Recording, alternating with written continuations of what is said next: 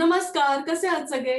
तर आधी आज तुमच्याबरोबर मला एक खूप छान न्यूज शेअर करायची आहे आणि ती म्हणजे आम्हाला आमचं कोविडचं पहिलं व्हॅक्सिन मिळालंय. आणि ही छोटीशी क्लिप कोविडचं वॅक्सिन घेताना मी त्या बाईला विचारलं आणि तिने अगदी आनंदाने हो म्हणून सांगितला व्हिडिओ घ्यायला.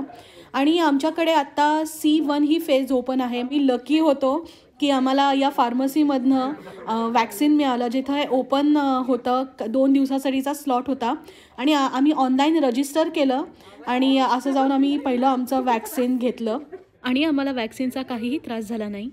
आणि अमेरिकेमध्ये 3 प्रकारचे व्हॅक्सिन आहेत. फायझर, मोडेर्ना आणि आता ते नवीन आलंय ते जॉन्सन अँड जॉन्सनचं आणि आम्हाला फायझरचं व्हॅक्सिन मिळालंय. आणि या व्हॅक्सिन बद्दल मी तुम्हाला जास्त माहिती सांगणार आहे, पण त्याच्यासाठी आज मी एक स्पेशल गेस्ट बोलवलेत आणि ते गेस्ट आहेत माझे दीर. तर चला मग आपण या व्हॅक्सिन बद्दल जरा जास्त जाणून घेऊयात माझ्या दीरांकडनं. तर हाय दादा. तर दादा, तुम्ही तुमच्याबद्दल थोडं इंट्रोडक्शन द्याल का आधी? येस. Hello everybody. मी प्रियाच्या व्हिडिओजचा खूप फॅन आहे आणि आता माझा डेब्यू इथे आणि मी एवढा स्क्रीनवर बोलायला कॉन्फिडंट नाहीये प्रियासारखा, तर त्यामुळे जरा चूक भूल द्यावी माझ्याकडनं. तर मी इथे सिन्सिनाटी ओहायो मध्ये आहे आणि मी इथे गेले 10 वर्ष काम करतो. तर मी इंडियातनं MBBS केलेलं आणि इकडे मी अमेरिकेत येऊन रिसर्च करतो, बेसिक सायन्स रिसर्च. तर माझा रिसर्च बेसिकली आपली जी इम्युन सिस्टम आहे तर ती कॅन्सर आणि इतर डिसीजेस मध्ये कशी काम करते आणि काम का करत नाही हे सगळं मी स्टडी करतो. तर बेसिकली मी एका लॅबमध्ये रिसर्च सायंटिस्ट म्हणून काम करतो इथल्या युनिव्हर्सिटीमध्ये. तर काय प्रश्न आहेत प्रिया तुला माझ्यासाठी? दादा, आज आपण इन जनरल आम्हाला तुमच्याकडनं जाणून घ्यायचंय की आपल्याला म्हणजे आपल्याकडे जे 3 व्हॅक्सिन्स आहेत तर त्याच्यात बेसिकली काय फरक आहे त्या 3 व्हॅक्सिन्स मध्ये? व्हॅक्सिन्सच्या अगोदर ना आधी मला बेसिकली हे सांगायला हवं की जेव्हा कोणाला कोविड होतो तेव्हा आपले जे इम्युन सेल्स असतात ते कसे रिॲक्ट होतात आणि व्हॅक्सिन्स काम कसे करतात. ओके. तर बेसिकली सोप्या भाषेत सांगायचं तर काय होतं की जेव्हा कोविड इन्फेक्ट करतं आपल्या बॉडीला तर तेव्हा हा कोरोना व्हायरस जो असतो जेव्हा आपल्या बॉडीमध्ये आपल्या ब्लडमध्ये वेगवेगळ्या टिश्यूजमध्ये लंग्समध्ये वगैरे जातो तेव्हा आपल्या बॉडीची जी इम्युन सेल्स असतात ते रेकग्नाइज करते, ओळखतात की ही काहीतरी फॉरेन व्हायरस आहे. तर ते त्याच्या विरुद्ध एक अँटीबॉडीजचा इम्युन रिस्पॉन्स करायचा प्रयत्न करतात. आणि प्रत्येक डिसीज मध्ये म्हणजे आपल्याला जर थंडी वाजली, फ्लू झाला किंवा कुठलाही आजार झाला तर आपली बॉडी अशीच रिॲक्ट करते. तर तसं हे इम्युन सेल्स रिॲक्ट करतात आणि कधी कधी कोरोना व्हायरस जिंकतो, कधी कधी इम्युन सेल्स जिंकतात. तर त्याप्रमाणे हे या आजाराची सिव्हिअरिटी प्रत्येक माणसामध्ये वेगळी असते. म्हणजे आपल्याला जसं बघायला मिळतं की काही जण असिम्प्टोमॅटिक्स असतात आणि काही जणांना खूप एक्झॅक्टली. आणि काही जणांना आजार असतात ज्यांनी त्यांची इम्युनिटी डाऊन असते तर त्यांना खूप सिव्हिअर कोरोना व्हायरस होऊ शकतो. तर तसं असतं. तर याच्यासाठी वॅक्सिन्सचे फंडामेंटल्स काय असतात की त्या वॅक्सिन मध्ये प्रत्येक व्हायरस किंवा प्रत्येक बॅक्टेरिया जे आपल्याला इन्फेक्ट करतं, जे जंतू इन्फेक्ट करतात त्यांचं स्ट्रक्चर वेगळं असतं, युनिक असतं. तर त्याच्या विरुद्ध आपली बॉडी एक युनिक इम्युन रिस्पॉन्स हे करते, म्हणजे माउंट करते. म्हणजे जे फ्लूच्या विरुद्ध अँटीबॉडीज बनतात ते कोरोना व्हायरसच्या अगेन्स्ट काम नाही करणार. त्याच्यासाठी आपल्या बॉडीला कोरोना व्हायरसवर एक्सपोजरच व्हायला लागतं.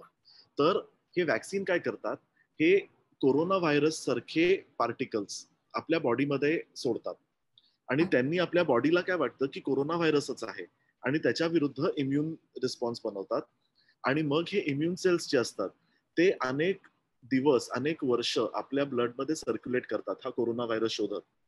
तर जर पुढे मागे कोरोना व्हायरस झाला तर हे इम्युन सेल्स लगेच त्याला ओळखून लगेच त्याला किल करू शकतात. या फिनॉमिननला इम्युन मेमरी म्हणतात. तर ही जी मेमरी असते आपल्या इम्युन सिस्टमची ही वॅक्सिन्स स्टिम्युलेट करतात आणि त्यांनी वॅक्सिन्स काम करतात.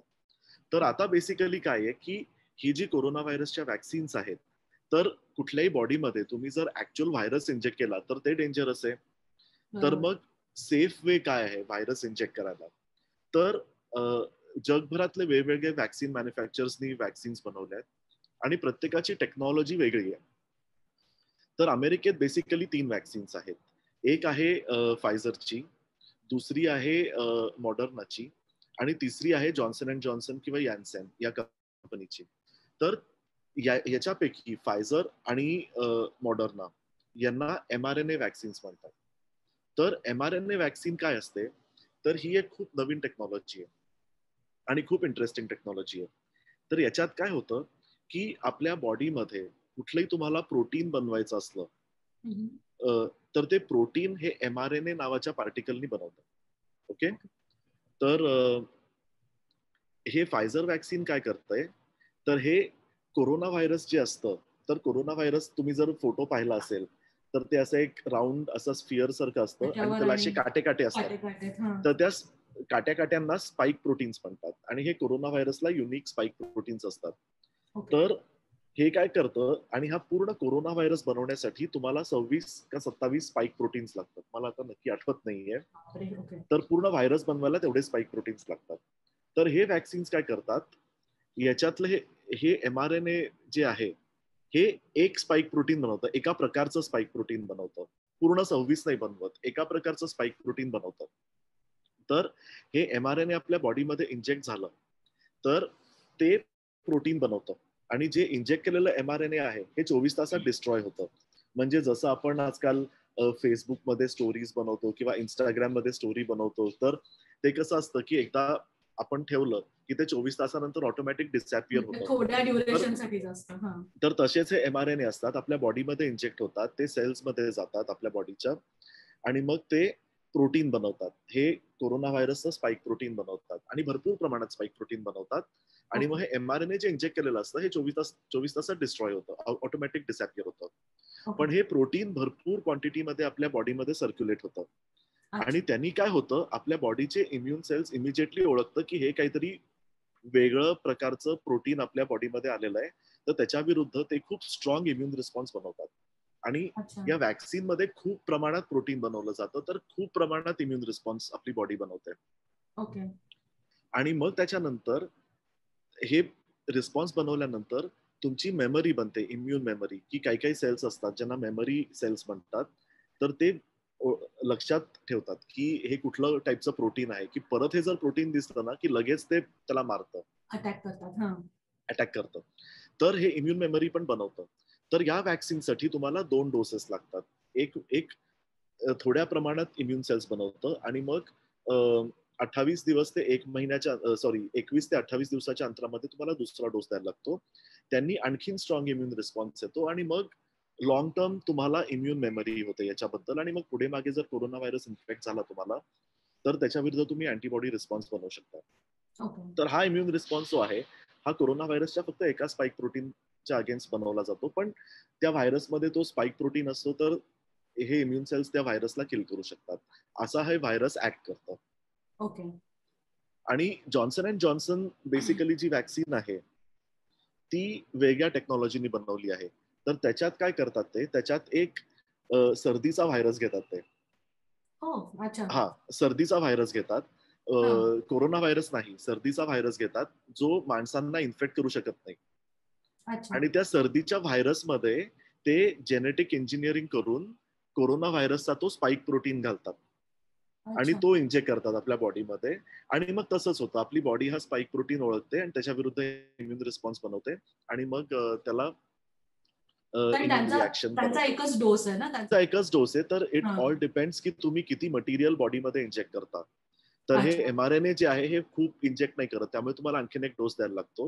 पण जॉन्सन अँड जॉन्सन मध्ये भरपूर ते तो व्हायरस इंजेक्ट करतात स्पाइक प्रोटीन वाला, तर एका याच्यात होऊन जातं. अच्छा. आणि आता भारतात जे 2 वॅक्सिन्स आलेत आपण ऐकतोय, तर त्याच्याबद्दल तुम्ही काय सांगाल? भारतात 2 वॅक्सिन्स आहेत, एक आहे कोविशिल्ड आणि दुसरी आहे कोवॅक्सिन. तर इंटरेस्टिंग गोष्ट म्हणजे काय आहे, भारतात वॅक्सिन बनवण्याची टेक्नॉलॉजी जी आहे ती खूप स्ट्रॉंग आहे. जगभराच्या 60% वॅक्सिन्स भारतात बनतात. तर ही जी कोविशिल्ड वॅक्सिन आहे ही इंग्लंडमध्ये ॲस्ट्राझेनेका या कंपनीने डेव्हलप केली आहे आणि ती अंडर लायसन्सिंग पुण्याच्या सिरम इन्स्टिट्यूट बनवते. तर ही कोविशिल्डची स्टोरी आहे. आणि दुसरी आहे कोवॅक्सिन. तर कोवॅक्सिन ही कम्प्लिटली भारतात डेव्हलप केलेली आणि मॅन्युफॅक्चर केलेली वॅक्सिन आहे. ही भारत बायोटेक म्हणून एक कंपनी आहे, ती बनवते. तर या दोन्हीचा मेकॅनिझम परत वेगळा आहे. कोविशिल्ड जे आहे ते जॉन्सन अँड जॉन्सन सारखंच आहे. तर कोविशिल्ड मध्ये काय करतात, ते एक सर्दीचा व्हायरस घेतात. पण हा जो सर्दीचा व्हायरस आहे हा ह्युमन बिंग्सला हा माणसांना इन्फेक्ट करत नाही. हा चिंपॅन्झी माकडांना इन्फेक्ट करणारा व्हायरस घेतात ते सर्दीचा व्हायरस. अच्छा. तर हा चिंपॅन्झींना इन्फेक्ट करणारा सर्दीचा व्हायरस घेतात आणि मग त्याच्यात ते कोरोना व्हायरसचं स्पाइक प्रोटीन घालतात आणि ते लोकांमध्ये इंजेक्ट करतात आणि मग त्यांनी परत तीच स्टोरी इम्युन रिस्पॉन्स वगैरे बनवतो. तर असं कोविशिल्ड ऍक्ट करतं आणि कोविशिल्डला बूस्टर द्यायला लागतो, बूस्टर डोस द्यायला लागतो 28 दिवसांनंतर. अच्छा. कोवॅक्सिन कसं बनवतात, कोवॅक्सिन ही खूप ट्रेडिशनल वॅक्सिन आहे. तर कोवॅक्सिन कशी बनवतात तर ते ऍक्च्युअली कोरोना व्हायरस घेतात. जे पेशंट्स मधनं वगैरे जो असतो ना कोरोना व्हायरस, ऍक्च्युअल व्हायरस घेतात ते आणि तो व्हायरस मारतात. तर हा डेड व्हायरस, मेलेला व्हायरस ते इंजेक्ट करतात कोवॅक्सिन मधनं. तर त्याच्यामुळे काय होतं, हे सगळे जे प्रोटीन्स असतात व्हायरसच्या सरफेसवरचे ते तुमच्या बॉडीत असतात, पण हा व्हायरस जिवंत नसतो. तर त्यांनी इम्युन रिस्पॉन्स बनवला जातो. तर असं कोवॅक्सिनचं मेकॅनिझम. दोन्ही टोटली वेगळे आहेत अगदीच. तर सगळ्या वॅक्सिन्स वेगळ्या आहेत. तर तशा ह्या भारतातल्या या 2 वॅक्सिन्स आहेत. अच्छा. आणि मग आपण इफिकसी म्हणतो तर ते काय आहे म्हणजे एक्झॅक्टली की? ओके. तर आपण एफिकसी बद्दल ऐकतो तर असं म्हणतात की ही वॅक्सिन 95% इफेक्टिव्ह आहे. तर तुझं काय मत आहे, तुझ्या डोक्यात काय येतं की काय असावं ते 95% इफेक्टिव्ह म्हणजे? म्हणजे तुम्ही थोडं प्रोटेक्ट होता की जो तुम्हाला जर कोरोना झाला तर तुमची इम्युनिटी चांगली होते, त्याच्यामुळे तो तुम्हाला काय म्हणतात की तुम्हाला त्रास कमी होतो त्याचा. माझ्या मते मला असं वाटतं. बरोबर, थोड्या प्रमाणात बरोबर आहे हे. तर याच्यात खूप मिसकन्सेप्शन काय असतं की 95% प्रोटेक्शन म्हटलं तर आपल्याला असं वाटतं की 95% लोकांना होणार नाही कोरोना व्हायरस. तर तसं नाहीये हे. तर हे जे एफिकसीचे जे नंबर्स असतात हे क्लिनिकल ट्रायल्स मधनं येतात. तर क्लिनिकल ट्रायल म्हणजे काय असतं की वॅक्सिन सगळ्या जनतेसाठी देण्याच्या अगोदर ते साधारणतः 200 लोक 300 लोकांमध्ये स्टडी करतात. तर त्या 200 लोकां फॉर एक्झाम्पल, ओके, 200 लोकांपैकी ते काय करतात, 100 लोकांना वॅक्सिन देतात आणि 100 लोकांना वॅक्सिन देत नाहीत आणि मग ते बघतात किती लोकांना कोरोना व्हायरस झाला. ओके. तर 95% एफिकसी म्हणजे या ग्रुपमध्ये जर 100 लोकांना जर अनट्रीटेड जी लोक असतात ज्यांना वॅक्सिन मिळाली नाहीये त्याच्यात 100 लोकांना जर व्हायरस झाला तर ज्या लोकांना वॅक्सिन मिळाली आहे त्याच्यात फक्त 5 लोकांना होईल, 95 लोकांना होणार नाही. सो इट मीन्स की ही 95% इफेक्टिव्ह आहे as compared to non vaccinated people. तशी ती एफिकसी आहे. तर इथल्या ज्या 2 mRNA वॅक्सिन्स आहेत त्याच्यात त्यांना 94 आणि 95% एफिकसी आहे. जॉन्सन अँड जॉन्सनची साधारणतः 66% एफिकसी आहे आणि इंडिया जी कोविशिल्ड आहे त्याची साधारणतः 70 ते 85% एफिकसी आहे. पण एक इम्पॉर्टंट गोष्ट लक्षात ठेवायची की या सगळ्या वॅक्सिन्स ज्या आहेत या जर तुम्ही लॉंग टर्म मध्ये बघितलं तर तुम्हाला सिव्हिअर डिसीज, हॉस्पिटलायझेशन, व्हेंटिलेटर हे होणार नाही. माइल्ड होईल तुम्हाला झालं तरी. माइल्ड होईल, झाला तर माइल्ड होईल, होणार नाही असं नाही पण नाही. तर या वॅक्सिन्स मध्ये आणखीन एक गोष्ट आहे की जर ही तुम्हाला वॅक्सिन मिळाली तर हे असं होणं, असा विचार करायचा नाही की मला कोरोना व्हायरस होऊ शकत नाही. तुम्हाला होऊ शकतो, चान्सेस असतात आणि तुम्ही इतरांना तो व्हायरस देऊ पण शकतो. पण फक्त चान्सेस असे असतात की तुम्हाला वॅक्सिन मिळाल्यावर जो सिव्हिअर डिसीज होईल त्याच्यापासून तुम्ही प्रोटेक्टेड राहा. अच्छा. आणि आता खूप जणांकडून मी ऐकलंय की आम्हाला पहिलं वॅक्सिन मिळालंय, आता आम्ही पार्टी करायला मोकळे, बाहेर फिरायला मोकळे. तर हे कितपत योग्य आहे? हे अजिबात योग्य नाहीये. इथे अमेरिकेत सीडीसीनी गाईडलाईन्स दिल्या आहेत. तर बेसिकली वॅक्सिननी तुम्ही स्वतःला प्रोटेक्ट करू शकता पण तुमच्या आसपासची लोक आहेत त्यांना तुम्ही प्रोटेक्ट करू शकत नाही. आणि जसं मी तुम्हाला आता सांगितलं की या वॅक्सिननी तुम्ही तुमचं इन्फेक्शन दुसऱ्यांना ट्रान्समिट करू शकता. तर तुम्ही जर पार्टी केली किंवा कुठे फिरायला गेलात तर तुमच्या सान्निध्यात जर कोणी असलं ज्यांना वॅक्सिन नाहीये किंवा ज्यांची इम्युनिटी वीक आहे किंवा तसं, तर त्यांना तुम्ही कोरोना व्हायरस देऊ शकता. आणि हा तुम्ही मेन हे आहे की तुम्ही मेन हे आहे की पहिल्या वॅक्सिननी तुम्हाला पूर्ण प्रोटेक्शन मिळत नाही. तुम्हाला वीक प्रोटेक्शन मिळतं, म्हणून हा सेकंड बूस्टर डोस तुम्हाला द्यायला लागतो. आणि सेकंड बूस्टर डोस नंतर सुद्धा 2 ते 3 आठवड्यानंतर तुम्हाला फुल इम्युनिटी येते. तर त्यामुळे तोपर्यंत तुम्ही एकमेकांपासून लांब अंतर ठेवायचं, फारसं पब्लिक प्लेसमध्ये जायचं नाही, मास्क घालत राहायचा, हात धुवायचे, या सगळ्या प्रिकॉशन्स घ्यायलाच हव्या तुम्हाला.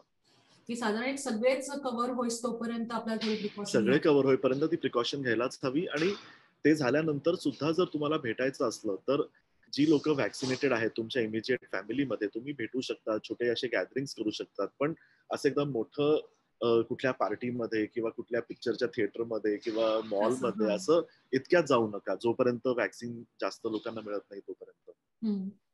आणि अजून एक विचारायचं म्हणजे आता मुलांसाठी तर अजून व्हॅक्सिन आलं नाहीये, कारण हे सगळे जे आहेत ते 16 इयर्स अबाव आणि 18 इयर्स अबाव आहेत. बरोबर. तर मुलांसाठी काही तुम्हाला वाटतं की फ्युचरमध्ये काही व्हॅक्सिन येणार आहे किंवा तसं काही चाललंय?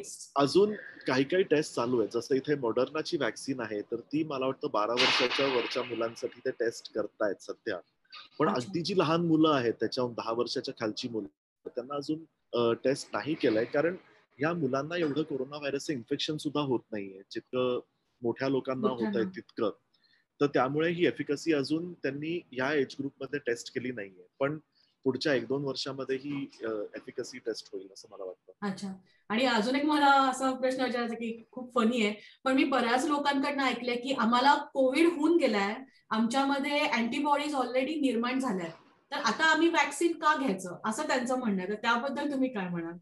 तर बेसिकली जी आहे, तुम्हाला कोविड झालं तर तुमची बॉडी अँटीबॉडीज बनवते बरोबर, आणि इम्युन सेल्स आणि इम्युन रिस्पॉन्स बनवते. तर हा इम्युन रिस्पॉन्स किती महिने टिकतो याच्याबद्दल खूप डिबेट आहे सायंटिफिक वर्ल्डमध्ये. काही लोक म्हणतात 3 महिने, काही लोक म्हणतात 6 महिने, पण लॉंग टर्म इफेक्ट अजून कोणाला माहिती नाहीये की काय आहे. पण कधी कधी काय होतं की तुम्हाला जर थोडंसं इन्फेक्शन झालंय तर तुमचा इम्युन रिस्पॉन्स खूप वीक असतो. म्हणजे थोडीशी अँटीबॉडी बनवतो, कोरोना व्हायरस मेला तर तुमची बॉडी आणखीन काही करत नाही त्याच्या विरुद्ध. तर त्यामुळे तुम्ही परत कोरोना व्हायरस साठी हे असतं, तुम्हाला होऊ शकतो. तर या व्हॅक्सिन्सनी काय होतं की नॉर्मल व्हायरल इन्फेक्शनच्या काहीतरी भरपूर पट तुम्हाला तुमच्या बॉडीमध्ये ते इंजेक्ट होतं. आणि तो इम्युन रिस्पॉन्स जो आहे तो भरपूर प्रमाणात जास्ती असतो तुम्हाला कोरोना व्हायरस होण्यापेक्षा. तर त्यामुळे जे प्रोटेक्शन आहे ते व्हॅक्सिननी जास्त चांगलं मिळतं ऍक्च्युअल डिसीज पेक्षा. अच्छा. आणि साधारण याचं ड्युरेशन काय असतं व्हॅक्सिनचं? आता आपण व्हॅक्सिन घेतलंय तर ते अजून कोणाला माहिती नाहीये, कारण या व्हॅक्सिन्स इतक्या नवीन आहेत ना. तर या व्हॅक्सिन्स डेव्हलप होऊन अजून 1 महिना पण झाला नाही. आज ऍक्च्युअली 11 मार्च आहे तारीख. तर मागच्या वर्षी 11 मार्चला वर्ल्ड हेल्थ ऑर्गनायझेशनने डिक्लेअर केलं की हा कोरोना व्हायरस हा ग्लोबल पॅन्डेमिक आहे. 1 वर्ष झालं आज एक्झॅक्टली. तर त्यामुळे आता या व्हॅक्सिन्स तर त्याच्यानंतर डेव्हलप झाल्यात. तर आता या व्हॅक्सिन्सचा रिस्पॉन्स किती वेळ आहे त्याचे स्टडीज चालू आहेत, पण अजून त्या व्हॅक्सिन्सचे स्टडी सुरू होऊन सुद्धा 1 वर्ष झालं नाहीये. तर त्यामुळे हा रिस्पॉन्स किती वर्ष चालेल, काय चालेल हे अजून काही लोकांना माहिती नाहीये. अच्छा. आणि दादा तुम्ही आता व्हॅक्सिन घेतलं तर तुम्हाला कसं, तुमचा एक्सपिरियन्स काय आहे, तुम्हाला काय अनुभव आला? तर मी फायझरचं व्हॅक्सिन घेतलं. मी माझे दोन्ही डोसेस घेऊन झालेत. मी जानेवारी आणि फेब्रुवारीत घेतले दोन्ही डोस. पहिला जानेवारीत घेतला, दुसरा फेब्रुवारीत घेतला. तर मला माझ्या पहिल्या डोस नंतर फक्त माझा हात दुखला जिथे मी इंजेक्शन घेतलेलं तिथे, आणि थोडंसं दमल्यासारखं वाटलं मला, बाकी फारसं नाही. सेकंड डोस जेव्हा मी घेतला तेव्हा माझा हात दुखला परत. मला खूप थंडी वाजत होती, पण मला अशी हुडहुडी भरत नव्हती, पण थंड वाटत होतं, म्हणजे सारखं असं दुले घेऊन झोपावंसं वाटत होतं मला, आणि खूप दमल्यासारखं वाटत होतं. म्हणजे माझ्या व्हॅक्सिन नंतर दुसऱ्या दिवशी मी नुसता झोपत होतो. म्हणजे मी सकाळी उशिरा झोपून उठलो, दुपारी 3 तास झोपलो, रात्री लवकर झोपायला गेलो, आणि मग त्याच्या पुढच्या दिवशी मला एकदम नॉर्मल वाटलं, काही वाटलं नाही मला. अच्छा. एक साधारण 2 दिवस त्रास होतो थोडा. एक दिवस साधारणतः 24 तास मला त्रास झाला. मला स्वतःला त्रास झाला. माझ्या इतर कॉलिग्सना वगैरे जरा वेगळ्या प्रकारचा त्रास झाला, म्हणजे कोणाला थोडासा 99 ताप आला वगैरे असं. तर प्रत्येकाला वेगळं होतं, प्रत्येकाच्या इम्युन सिस्टीम वरती डिपेंड. बरोबर बरोबर. स्टोरेज आणि शिपमेंट बद्दल काय तुम्ही म्हणाल? हे व्हॅक्सिन जे आपण आता बनवताय तर हे जे mRNA व्हॅक्सिन्स आहेत फायझर आणि मॉडर्नाचे, जे इथे US अमेरिकेत देतात, तर त्याच्यात त्यांना खूप थंड टेम्परेचर मध्ये स्टोअर करायला लागतं. -80°C मध्ये त्यांना स्टोअर करायला लागतं. तर त्यामुळे त्यांना शिपिंग आणि स्टोरेजसाठी वेगळ्या टाईपचे फ्रीझर्स वगैरे असे लागतात स्टोरेजसाठी. आणि मग ते जेव्हा थॉ करतो आपण, तर तेव्हा ते लगेच ऍडमिनिस्टर करायला लागतं काही तासाच्या आत, नाहीतर ते वेस्ट होतं. तर जॉन्सन अँड जॉन्सन आणि इंडियातल्या आपल्या कोविशिल्ड आणि कोवॅक्सिन ज्या वॅक्सिन्स आहेत, तर त्यांना जरा चांगलं स्टोरेज टेम्परेचर असतं. त्यांना आपल्या नॉर्मल फ्रीजमध्ये आपण ठेवू शकतो. अच्छा. आणि किंवा बर्फावर ट्रान्सपोर्ट केलं तर ते ठीक राहू शकतात. तर त्यामुळे अशा ज्या कंट्रीज असतात, ज्या डेव्हलपिंग कंट्रीज आहेत, तर त्याच्यात त्या कंट्रीजमध्ये अशा वॅक्सिन्सचे स्टोरेज आणि या ऑप्टिमम आहेत कंडिशन्स याच्यासाठी. प्लस भारतात ऑलरेडी खूप स्ट्रॉंग वॅक्सिनेशन प्रोग्राम आहे. आपण पोलिओसाठी, डीपीटीसाठी आणि गावागावात, शहरात आपलं भारत सरकार वॅक्सिन्स बनवतं. तर त्यासाठी हे अशा टाईपचे फ्रीझर्स ऑलरेडी एक्झिस्टिंग आहेत प्रत्येक पब्लिक हेल्थ सेंटर आणि गव्हर्नमेंट हॉस्पिटलमध्ये आणि दवाखान्यांमध्ये. तर त्यामुळे या वॅक्सिन्सच्या स्टोरेजला काहीच प्रॉब्लेम नाही, कारण जे आहे इन्फ्रास्ट्रक्चर त्याच्यात त्या वॅक्सिन्स आरामात स्टोर होऊ शकतात. आणि अजून एक मला विचारायचं की खूप जण वॅक्सिन घ्यायला घाबरतात. आता कसं आपल्याला सवय इथे की आपल्याला दरवर्षी आपण फ्ल्यू शॉट घेतो, त्याच्यामुळे आपल्याला कसा एक एक्सपिरियन्स असतो की अच्छा हे वॅक्सिन आपल्याला घ्यायचंय. पण आता आपल्या भारतात आपण बघतोय खूप जण घाबरतायत वॅक्सिन घ्यायला, ती सवय नसते. तर तुम्ही त्याच्याबद्दल काय सांगाल की लाईफ थ्रेटनिंग आहे म्हणून किंवा? हे खूप नॅचरल आहे वॅक्सिन्सना घाबरणं. मी सुद्धा जेव्हा पहिल्यांदा वॅक्सिन घेतली तेव्हा मला पण थोडं हेजिटेशन वाटत होतं. पण काय आहे की याच्यात खूप त्यांनी स्ट्रॉंग सायंटिफिक स्टडीज केलेले आहेत. या सगळ्या वॅक्सिनसाठी सर्वात मुख्य म्हणजे त्यांनी सेफ्टी डेटा रिलीज केलेला आहे आणि या वॅक्सिन्स घेण्यासाठी खूप सेफ आहेत. म्हणजे भारतात सुद्धा कोविशिल्ड आणि कोवॅक्सिन यांचा सेफ्टी प्रोफाईल ऑलरेडी भारत सरकारने रिलीज केलेला जेव्हा लसीकरण सुरू केलं तेव्हा. तर ह्या खूप सेफ वॅक्सिन्स आहेत. काहीही ऍडव्हर्स रिॲक्शन्स होत नाहीत. ऍट द मोस्ट काय होईल तर तुमची जी इम्युन सिस्टम असते ती हे जे प्रोटीन मी सांगितलं त्यांना रिॲक्ट करून अँटीबॉडीज बनवायला सुरुवात करते. तर त्यांनी तुम्हाला फक्त अंग दुखणं, ताप तसे थोडे सिम्पटम्स होऊ शकतात, पण ते 24 तासात जातात. 24 तासात जातात, पण लाईफ थ्रेटनिंग नाहीये. आणि life threatening corona virus disease होण्यापेक्षा हे वॅक्सिनचे थोडेसे माइल्ड साईड इफेक्ट्स आणि इन्कन्व्हिनियन्स झेलून घेणं जास्त बरं पडतं. पण आता जगभरात आणि इतक्या लोकांना या वॅक्सिन्स मिळालेल्या आहेत, तर कुठेही काही ऍडव्हर्स रिॲक्शन्स सांगितल्या नाहीयेत. नाही.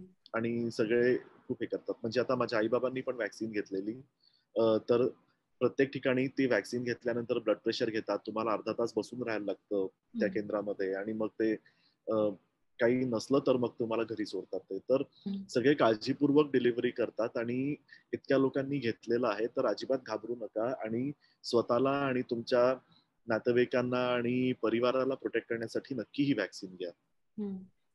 दादा खरंच आज तुम्ही आलात आणि मला ऍक्च्युली माझेही खूप पॉइंट्स क्लिअर झाले की मलाही फक्त असं वाचून थोडंफार माहिती होतं, पण आज तुमच्याकडनं मला खूपच डिटेलमध्ये माहिती मिळाली. मी मेडिकल डॉक्टर आता इथे नाहीये अमेरिकेत, पण तरी सुद्धा जे मी वाचनात येतं मला आणि जे इथले हेल्थ केअर एक्सपर्ट्स आणि डॉक्टर्स सांगतात ते फक्त मी साध्या सोप्या भाषेत तुम्हाला सांगायचा प्रयत्न केला इथे. आणि तुझे जे व्ह्युअर्स आहेत तुझ्या चॅनलचे, त्यांना त्यांच्याशी कनेक्ट करायला आणि ही संधी देण्यासाठी खूप खूप धन्यवाद. आणि तुझे व्हिडिओज असेच चांगले आता तू बनवत राहा आणि आम्हाला दाखवत राहा. नक्की. थँक्यू सो मच दादा. चल, अच्छा, take care. Bye bye. Bye bye. तर आज दादांमुळे मलाही खूप कोविड वॅक्सिन बद्दल कळलंय, माझ्या नॉलेजमध्ये खूप भर पडली आहे. आणि तुम्हाला जर काही प्रश्न असतील तर तुम्ही मला कमेंटमध्ये नक्की विचारा, ती नक्कीच बोलीन आणि किंवा मी त्यांनाही सांगेन की रिप्लाय करा तुमच्या कॉमेंट्सना. तर असा हा आपला व्हिडिओ कसा वाटला मला कॉमेंटमध्ये नक्की नक्की कळवा आणि लाईक शेअर सबस्क्राईब करायला विसरू नका. लवकरच इंटरेस्टिंग व्हिडिओ घेऊन येते. तोपर्यंत बाय बाय.